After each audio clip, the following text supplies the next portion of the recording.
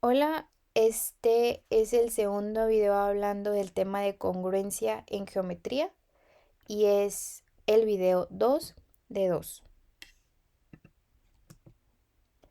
En este video vamos a hablar específicamente de lo que son los triángulos congruentes. Como ya lo había mencionado en el video anterior, dos o más figuras son congruentes si se cumple que son exactamente iguales tanto en forma como en tamaño, es decir, si sus lados y sus ángulos respectivos tienen igual medida, aunque su posición y orientación sean distintas. El símbolo de la congruencia es este que podemos apreciar aquí en pantalla. Y también, como ya se mencionó antes, las partes coincidentes se llaman homólogas, es decir, el lado AC es homólogo al lado FD. También el lado BC es homólogo al lado EF. Y por último, el lado AB es homólogo al lado EF. Bueno, en este video vamos a hablar acerca de tres criterios de congruencia. El primer criterio es el llamado lado, lado, lado. El segundo criterio es el llamado lado, ángulo, lado. Y el tercer criterio es el llamado ángulo, lado, ángulo. Vamos a comenzar hablando acerca del primer criterio, que es lado, lado, lado, que dice que dos triángulos son congruentes y tienen sus tres lados respectivamente iguales. Esto es decir, que los dos triángulos van a tener exactamente las mismas medidas en cuanto a sus lados y esto los va a hacer congruentes, como lo acabo de mencionar en el ejemplo anterior. Este triángulo, perdón, es congruente a este triángulo. Tenemos el segundo criterio, que es el lado, ángulo, lado, que este dice que dos triángulos son congruentes si tienen dos lados y el ángulo, comprendido entre ellos respectivamente iguales. Esto quiere decir que es un lado, el ángulo entre ellos y el otro lado igual en el otro triángulo, que sería este lado, el ángulo entre ellos y el lado. Eso quiere decir que el lado AB, el lado ED, el lado AC y el lado EF y el ángulo comprendido entre ellos tienen que tener exactamente las mismas medidas. Esto es lo que dice esta relación de aquí. Y se dice que el triángulo ABC es congruente al triángulo DEF. El tercer y último criterio dice que dos triángulos son congruentes si tienen respectivamente iguales un lado y dos ángulos adyacentes a ese lado. Esto quiere decir que es ángulo, lado, ángulo. Igual que aquí, ángulo, lado, ángulo.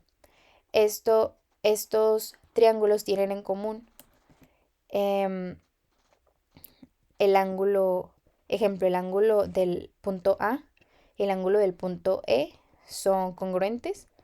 El ángulo del punto B y el ángulo del punto E son congruentes, igual que el lado DE y el lado AB son congruentes. Entonces, esto hace que el triángulo ABC sea congruente al triángulo DEF. A continuación vamos a ver unos ejercicios como retroalimentación. El ejercicio 1 menciona, dadas las siguientes figuras, determinar los valores de X y de Y. Tenemos aquí la solución que dice, sabiendo que hablamos de congruencia, el punto A es congruente al punto D, el punto C es congruente al punto E y por lo tanto el punto B es congruente al punto F. Entonces, si nosotros relacionamos estos puntos y acomodamos los triángulos para que queden orientados hacia el mismo lado, podemos entender que X, que sería esta X, tiene el valor de 3.7 porque corresponde a este lado de aquí, haciendo la relación de los puntos que ya vimos en este análisis.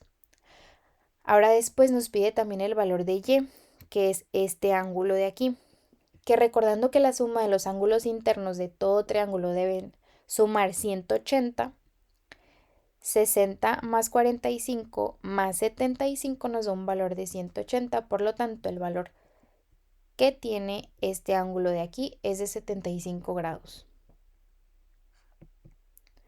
Tenemos un segundo ejercicio, que dice, dadas las siguientes figuras, determinar el valor de x, esta x de aquí.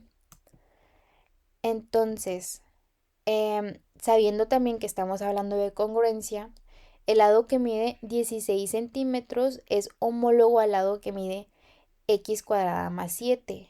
Entonces, si sabemos que estos dos lados tienen que ser iguales, procedemos a hacer una igualdad y a despejar el valor de x.